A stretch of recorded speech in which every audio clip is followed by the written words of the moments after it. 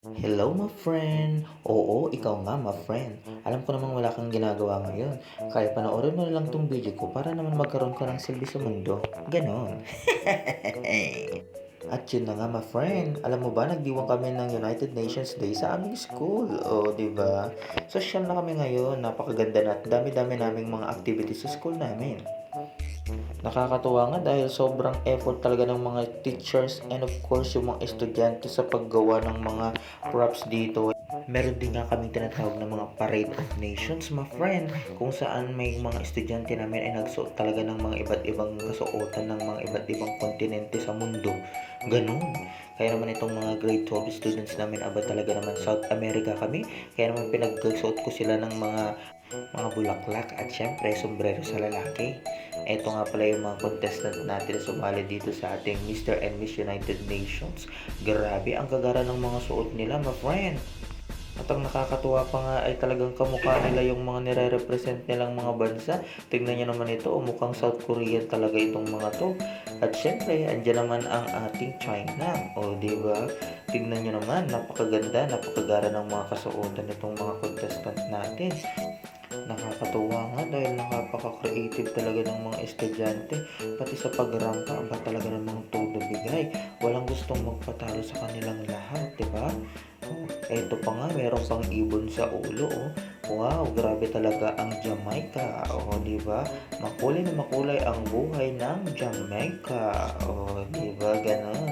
Eto nga, meron pang dalang ibon. Akala mo pupunta sa sabong.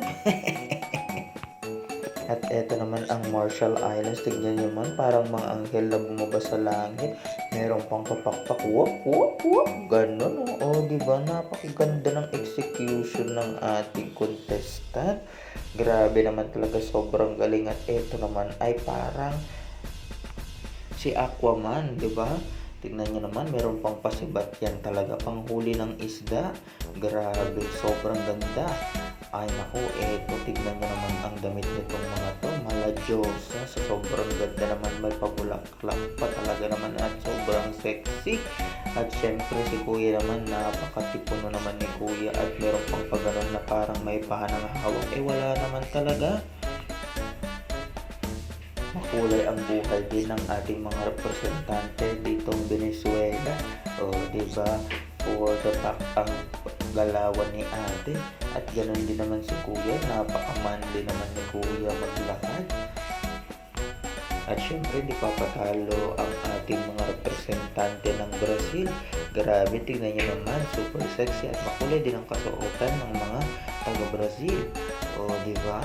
Napakatipuno din ni kuya dito, oh. Siguro kung ako hurado dito, talagang mahihirapan ako kung sino nga ba sa kanila ang mananalo. Kasi napakaganda at napakagagaling din talaga ng mga sumali dito sa ating patimpalak ngayong umagang ito.